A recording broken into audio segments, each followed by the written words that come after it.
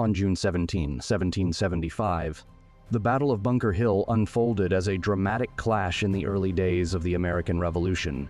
The American forces, numbering about 1,200 men, faced off against the British Army, which had more than 2,200 troops. Despite being entrenched on Breed's Hill instead of Bunker Hill, the Americans managed to mount a formidable defense. With limited resources and facing intense pressure, how did they manage to hold their ground? What made their resistance so significant, and what were the immediate and long-lasting impacts of this battle on the fight for independence? Dive into the gripping details of this key confrontation and discover its pivotal role in shaping the course of American history. Let's begin.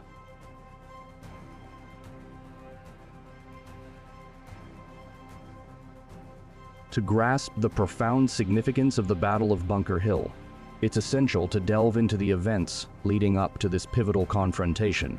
By the mid-18th century, Boston had evolved into a hotbed of revolutionary activity, driven by a deep-seated resentment towards British rule. This animosity was ignited by the Boston Tea Party of December 1773, where American colonists, protesting the Tea Act's monopoly on tea sales, threw an entire shipment of tea into Boston Harbor.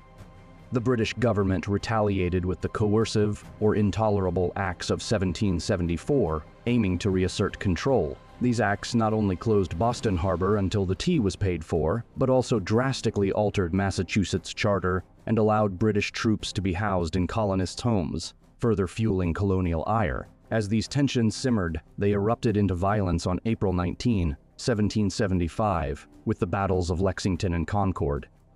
These skirmishes marked the beginning of armed resistance, as colonial militias, known as minutemen, managed to thwart British attempts to seize a stockpile of weapons. This clash, though modest in scale, ignited a full-scale rebellion, showing that the colonists were prepared to fight for their rights and independence. In response to these burgeoning hostilities and the clear shift towards open rebellion, British General Thomas Gage, who commanded the troops stationed in Boston, recognized the strategic necessity of controlling the surrounding high ground.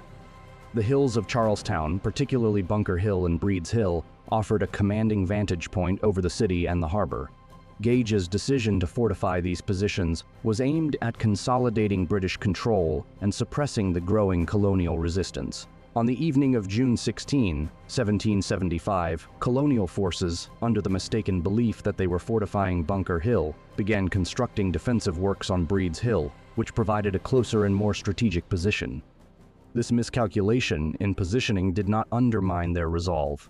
The colonial forces, led by Colonel William Prescott, prepared to defend their makeshift entrenchments against an expected British assault. The struggle to hold this crucial high ground would soon become a testament to the fierce determination of the colonial fighters and a prelude to the larger struggle for American independence. The stage was set for a battle that would become a symbol of American resistance and resilience in the face of overwhelming odds.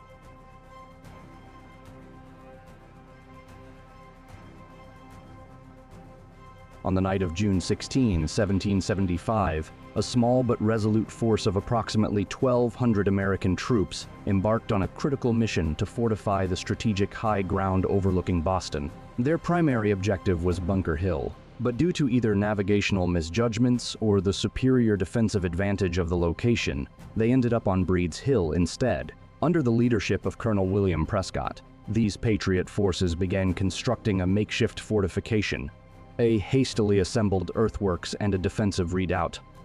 The construction process was arduous and fraught with difficulty. The American forces encountered numerous challenges during this pivotal night. They faced severe shortages of essential resources, including materials and experienced manpower. The tools available were rudimentary, and their work was hampered by the absence of proper equipment.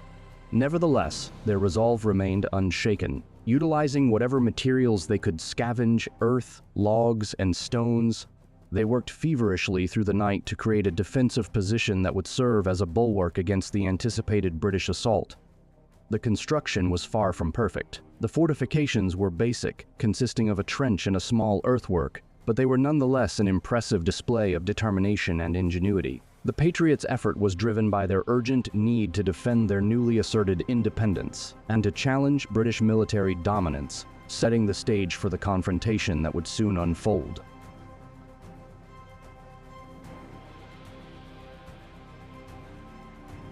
Although Breed's Hill was not as elevated as Bunker Hill, it offered a strategically advantageous position that proved crucial during the battle. The hill's elevated terrain provided the American forces with a commanding view over the British positions in Boston, allowing them to observe and target British movements effectively. This vantage point was particularly valuable as it enabled the Patriots to oversee the narrow isthmus connecting Boston to the mainland, known as the Neck. Controlling this land bridge was critical because it limited British access and supply routes, adding pressure to the British forces encircled in Boston. Despite their lack of heavy artillery and limited ammunition, the American troops made the most of their elevated position. They constructed fortifications that, while rudimentary, leveraged the natural topography to create a formidable defensive line. Their ability to fire upon advancing British troops from a higher elevation gave them a tactical edge, making it difficult for the British to mount an effective assault. This strategic advantage allowed the American forces to disrupt British plans and inflicted significant casualties, underscoring the importance of the hill in the early stages of the Revolutionary War.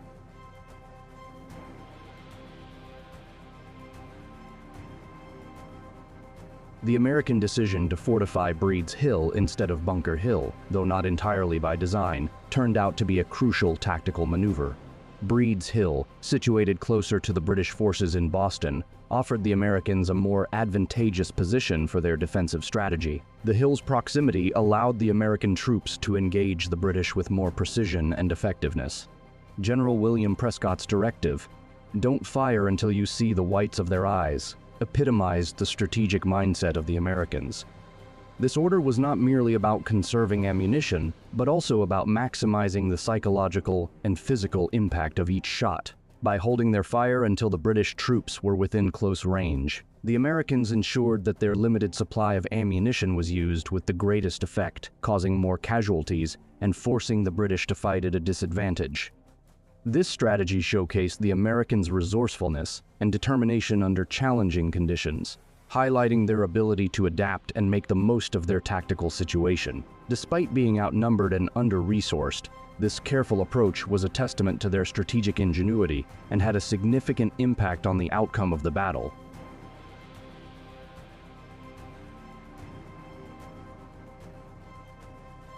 On the morning of June 17, 1775, the air was thick with tension as the first light of day revealed the formidable American defenses on Breed's Hill. The British, having spotted the American fortifications the previous night, commenced their preparations for an assault with a mix of overconfidence and determination. General Thomas Gage, who had underestimated the American resolve, ordered approximately 2,200 British troops, including seasoned units like the 5th Regiment of Foot and the 52nd Light Infantry, to launch a decisive attack. The British strategy was to use a combination of artillery and infantry to break the American line. They initiated their assault with a heavy bombardment from their naval fleet positioned in Boston Harbor, which unleashed a barrage of cannon fire aimed at softening up the American defenses. However, the Americans, under the command of Colonel William Prescott, had constructed their fortifications with remarkable resilience, using available materials such as earth, logs, and stones. Despite being hastily assembled, these fortifications absorbed the British cannon fire better than anticipated. The American defenses, though crude, were bolstered by the strategic elevation of Breed's Hill, which allowed the defenders to utilize the terrain to their advantage. Realizing the bombardment was insufficient to break through, the British commanders shifted to their backup plan, a direct infantry assault. The British troops, dressed in their red coats and heavily reliant on traditional European tactics, began their advance up the hill in ordered lines, a tactic ill-suited for the rugged terrain and the fierce resistance they encountered. As the British troops ascended the slope, the Americans, following Colonel Prescott's famous order to "don't fire until you see the whites of their eyes," conserved their limited ammunition while delivering devastatingly accurate and effective fire. The close-range firing proved deadly, causing significant British casualties and forcing them to retreat. This early phase of the battle showcased the American forces' tactical ingenuity and the strategic disadvantage faced by the British due to the challenging terrain and the determined defense. The battle had commenced with a clash of tactics, each side adapting to the unfolding realities of this pivotal conflict in the American Revolution.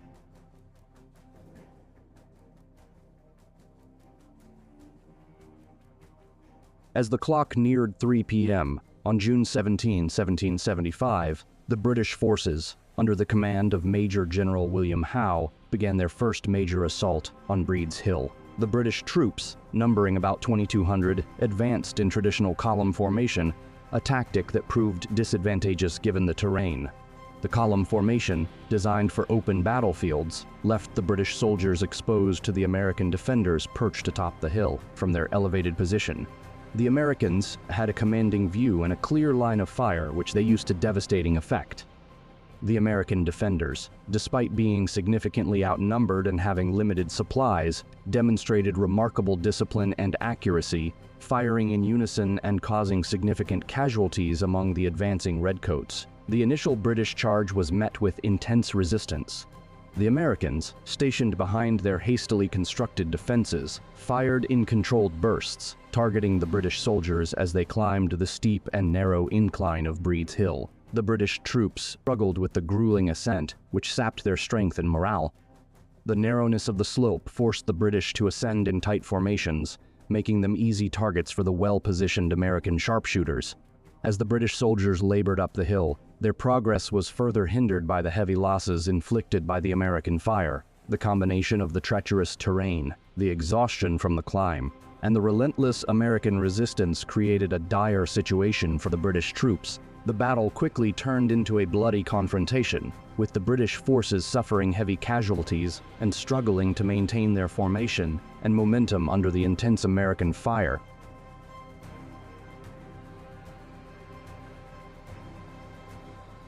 The Americans displayed remarkable resilience during the first assault on Breed's Hill, embodying a spirit of defiance that would become emblematic of the Revolution.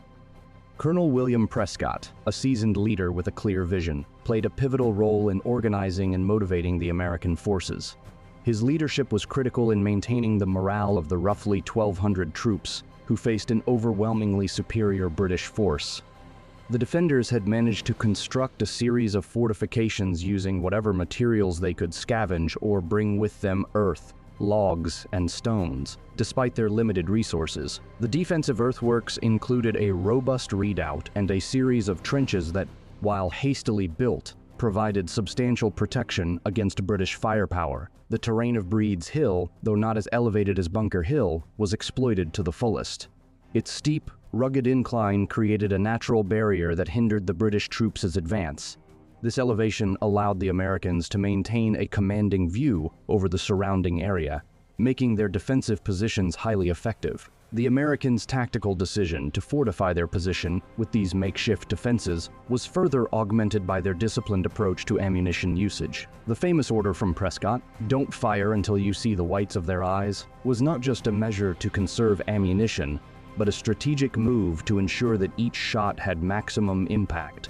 This approach allowed them to inflict severe casualties on the advancing British troops, who were not only struggling with the challenging terrain, but also with the relentless and precise American fire. The British forces, despite their training and experience, found it extremely difficult to breach the American defenses. The combination of the well-positioned defensive works, the effective use of terrain, and the Americans' determined and disciplined resistance made the initial phase of the battle a testament to their capability and resolve. Their ability to withstand a concerted assault from a superior force highlighted the emerging strength of the colonial forces and set a precedent for the fierce and determined resistance that would characterize the American Revolutionary struggle.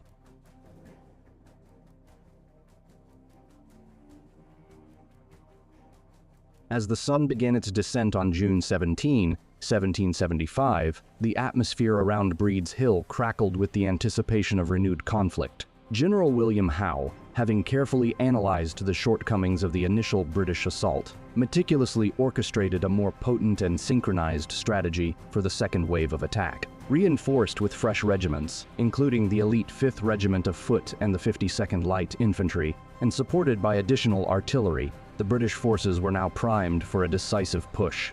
This time, Howe employed a strategic combination of psychological warfare and brute force. The British initiated their renewed assault with a tactical feigned retreat, a cunning maneuver designed to draw the American defenders into a false sense of security. This retreat was a calculated ploy to lure the Americans into prematurely depleting their ammunition and exposing their defenses. Once the Americans, encouraged by their earlier success, shifted their focus and reduced their vigilance, the British forces regrouped and launched a robust frontal assault. The attack commenced with British troops advancing in carefully orchestrated waves, their ranks moving in disciplined formation. Despite the steep and challenging terrain, British artillery, positioned on ships in Boston Harbor and on surrounding hills, unleashed a relentless bombardment that pounded the American fortifications, further eroding their defensive capabilities. The British cannon fire, coupled with the mounting pressure from the advancing infantry, created a dire situation for the American defenders. Despite the relentless artillery barrage and the increasingly formidable British push, the Americans, led by resolute figures like Colonel William Prescott, displayed remarkable resilience. The Americans' defense, characterized by their strategic use of the limited resources at hand, including makeshift fortifications and entrenched positions, was put to the ultimate test. As the British forces managed to breach the outer defenses, the battle devolved into brutal hand-to-hand combat. The close-quarters fighting was fierce and unrelenting, with British soldiers engaging American defenders in vicious, close-range skirmishes. The narrow, steep incline of Breed's Hill added to the chaos, with both sides grappling in the confined space of the redoubt and the surrounding area. The American forces, though heavily taxed by their shortage of supplies and constant British fire, fought with unyielding determination.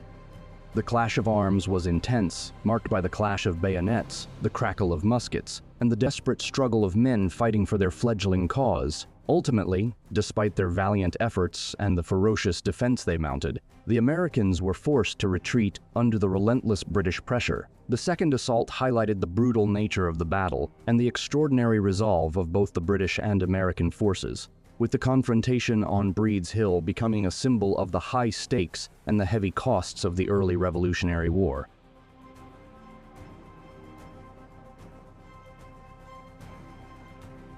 The Battle of Bunker Hill was a crucible of intense struggle for both sides, revealing the profound challenges each faced.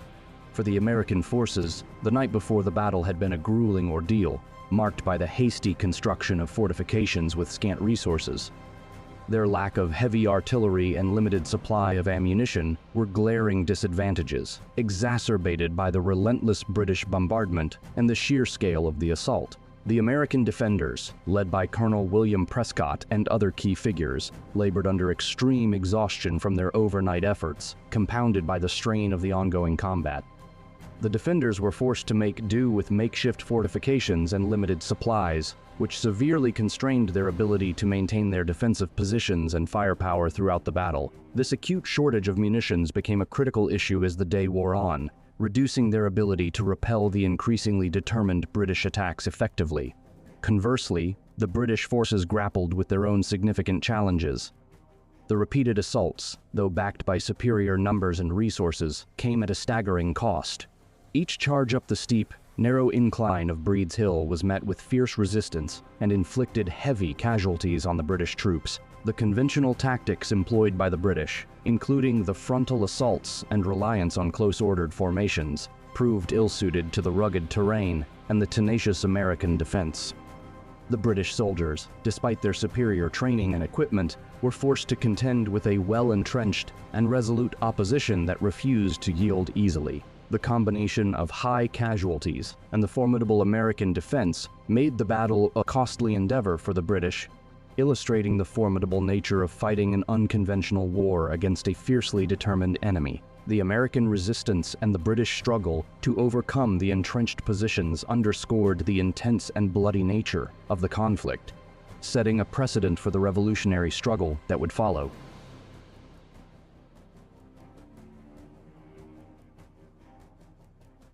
As twilight descended on June 17, the Battle of Bunker Hill entered its final, decisive phase. The American defenders, who had valiantly held their ground for hours despite severe shortages of ammunition and mounting casualties, found themselves in a dire predicament. The relentless British assaults had taken a heavy toll on their dwindling supplies, and the relentless heat, combined with the sheer exhaustion from hours of intense combat, had strained their endurance to the breaking point. Recognizing the impossibility of maintaining their position any longer and with their ammunition reserves critically depleted, Colonel William Prescott made the agonizing decision to order a strategic withdrawal. This retreat was not born of defeat, but rather a calculated move to preserve the remaining strength of the American forces for future engagements.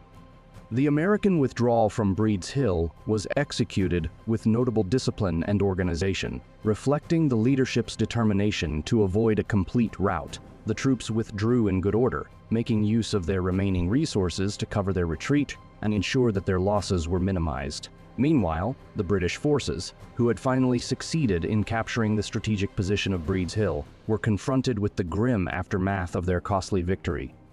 The British had endured staggering losses, over 1,000 casualties out of approximately 2,200 troops engaged, highlighting the brutal cost of their success. This high casualty rate underscored the fierce resistance encountered and foreshadowed the protracted and bloody nature of the conflict that lay ahead. Although the British forces had secured the hill, the battle had demonstrated the resolve and effectiveness of the American resistance, leaving them with a sobering realization of the challenges they faced in subduing a determined and resilient enemy. The American forces' ability to withdraw in an orderly fashion allowed them to regroup and prepare for future battles, ensuring that the spirit of resistance remained unbroken. Thus, the final phase of the Battle of Bunker Hill was marked by a tactical retreat that preserved the American fighting capability, while revealing the high costs and strategic difficulties that the British would face in the ongoing struggle for American independence.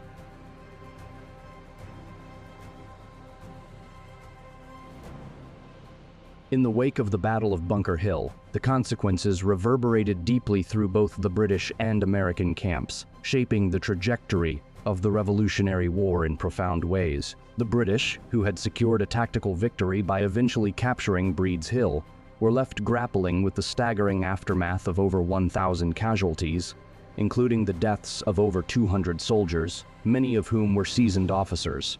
This heavy toll was a stark indication of the fierce and determined resistance they faced from the American forces. The British suffered significant losses in experienced personnel, which not only depleted their ranks but also undermined their operational effectiveness and morale. The battle highlighted the harsh reality that the conflict would be far from the swift and decisive engagement they had anticipated. The British Army, accustomed to overcoming colonial militias with relative ease, now confronted an enemy that could inflict severe damage and sustain prolonged resistance, challenging their strategic assumptions and forcing a reassessment of their approach to the war. On the American side, despite the tactical setback of their eventual withdrawal, the battle proved to be a remarkable boost to their collective spirit and resolve. The courage and tenacity displayed by the American forces in repelling two major British assaults demonstrated their potential to stand against one of the world's most formidable military powers.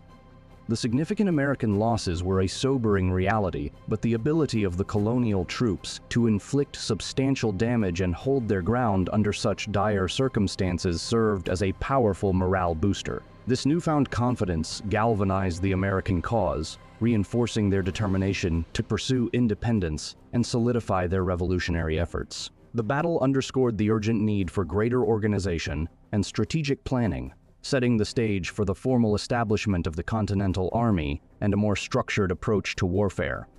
The engagement at Bunker Hill became a symbol of American resilience and resistance, proving to both the colonists and their British adversaries that the fight for independence would be fiercely contested and enduring.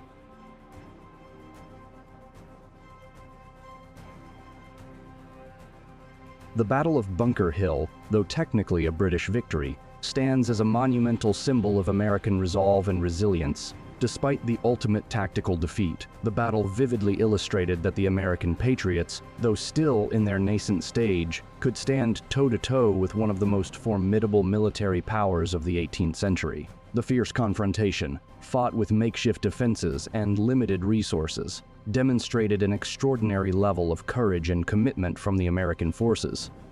The significant casualties inflicted on the British, including the death of several high-ranking officers, revealed the high cost of the conflict and shattered any illusions of a quick and easy victory for the British. This hard-won engagement not only dispelled the myth of British invincibility, but also solidified the resolve of the colonial troops and their supporters. The battle's aftermath became a powerful rallying cry for the revolutionaries, serving as a crucial morale booster and emphasizing the sacrifices required for independence. It marked a critical juncture in the American struggle for freedom, highlighting the serious and protracted nature of the conflict that lay ahead. The legacy of Bunker Hill was far-reaching. It galvanized the colonial cause, strengthened the resolve of the Continental Army, and reinforced public support for the revolution. The high casualties and the determination shown during the battle underscored the steep price of liberty and set a precedent for the future engagements of the war. The battle became ingrained in American memory as a testament to the courage of those who fought for their ideals and a symbol of the enduring quest for freedom that defined the Revolutionary War. It not only shaped the strategic and psychological landscape of the conflict, but also played a pivotal role in rallying the American colonies towards a unified effort in their fight for independence.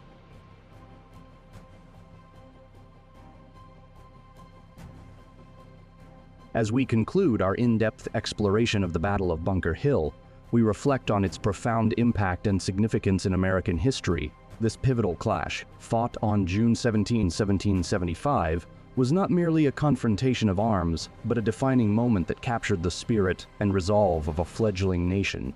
The strategic decisions made under the intense pressure of battle, from the choice of defensive positions to the tactical responses, laid the groundwork for future engagements in the Revolutionary War. The fierce combat, marked by the Americans' steadfast resistance and the British costly victory, showcased the high stakes and brutal realities of the struggle for independence.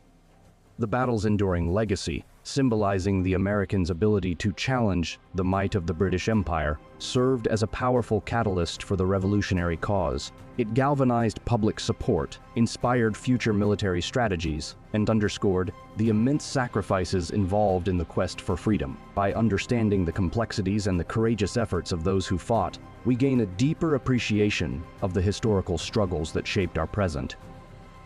If this detailed journey into one of America's earliest and most significant battles has piqued your interest, remember to like, subscribe, and activate the bell icon to stay updated on more historical explorations. Join us as we continue to unravel the past and uncover the stories that forge the foundation of our present-day society. Until next time, keep delving into history and appreciating the enduring legacy of those who paved the way for our freedoms.